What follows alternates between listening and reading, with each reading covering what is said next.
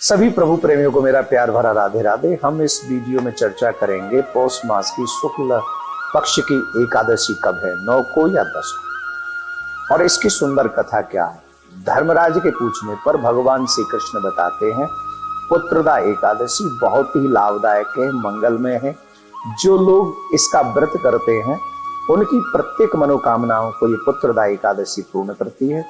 और जिन गृहस्थों के यहाँ पर पुत्र न हो उनको तो ये एकादशी व्रत विशेषतः करना चाहिए। पूर्व समय में एक केतुमान नाम के राजा थे, बहुत धार्मिक राजा थे, धर्म में उनकी रुचि थी, उनके पास में राजपाट की कोई कमी नहीं थी। पर दुख इसी बात का था कि उनके घर में कोई संतान नहीं थी। उनकी पत्नी भी, रानी भी बहुत धार्मिक थी, पर कष्ट इसी बात का था कि पुत्र नहीं था। वो मन ही मन इस बात से डरता था कि हमारे घर में पुत्र नहीं, और पुत्र के बिना गृहस्थ में अंधेरा ही होता है। उधर उस राजा के पितृगण भी पितृलोक में बड़े दुखी होते थे। वो कहते थे इस राजा के बाद हमारा तर्पण कौन करेगा, श्राद्ध कौन करेगा। वो भी जब राजा श्राद्ध और तर्पण करता था तो वो रो रो के श्राद्ध स्वीकार करते थे, बड़े दुखी थे। एक दिन राजा बहुत दुखी हुआ और ये सोचा बिना पुत्र से गति लोके, इस लोक में बिना पुत्र की गति नहीं होगी। तो एक दिन राजा वन में भ्रमण कर रहा था, और जब राजा वन में भ्रमण कर रहा था तो वहां एक जैसी वन में गया तो उसके दाएं अंग फड़कने लगे। उसे लगा कि कोई ये तो शुभ संदेश है, एक जो सगुन होता है पुरुष का दायां अंग फड़के। तो जब राजा आगे गए तो वहां पर सरोवर में कुछ ऋषिगण उनको स्नान करते हुए दिखाई पड़े। तो उन ऋषियों को उन्होंने साष्टांग दंडवत किया। तो पूछा आप कौन है? तो उन्होंने बताया कि हम ऋषिगण हैं और हम आज पुत्रदा एकादशी के व्रत पे स्नान करने के लिए आए। राजन तुम कौन हो, बताओ तुम क्यों दुखी से लग रहे हो?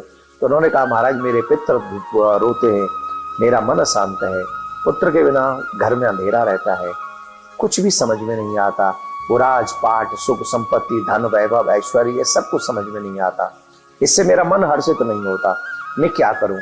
तो ऋषियों ने कृपा करके केतुमान राजा से कहा कि पुत्र तुम दुखी मत हो, आज पुत्रदा एकादशी है, तुम आज व्रत करो और व्रत करके अपने इसी संकल्प को करो, और संकल्प के साथ तुम व्रत करोगे तो ये एकादशी साधारण नहीं है।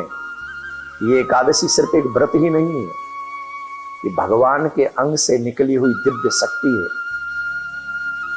कृष्ण तो नहीं है पर कृष्ण से मिलाने में संपूर्ण सक्षम है। इसलिए तुम पुत्रदा एकादशी का व्रत करो। ऋषियों की आज्ञा मानकर उस राजा ने एकादशी का व्रत किया, और 9 महीने के बाद ही उसके घर में एक सुंदर राजकुमार उत्पन्न हुआ, और वो राजकुमार बहुत ही धार्मिक और धर्मनिष्ठ था। तो भगवान श्री कृष्ण कहते हैं धर्मराज, पौष मास की शुक्ल पक्ष की एकादशी को पुत्रदा एकादशी कहते हैं। जो मनुष्य इस एकादशी के व्रत को करता है निश्चित उसके मन में जो मनोरथ होते हैं उसे तो पूर्ण होता ही है। साथ में अगर कोई पुत्र के बिना कोई गृहस्थी है तो उसे अधिक मन लगाकर ये व्रत करना चाहिए।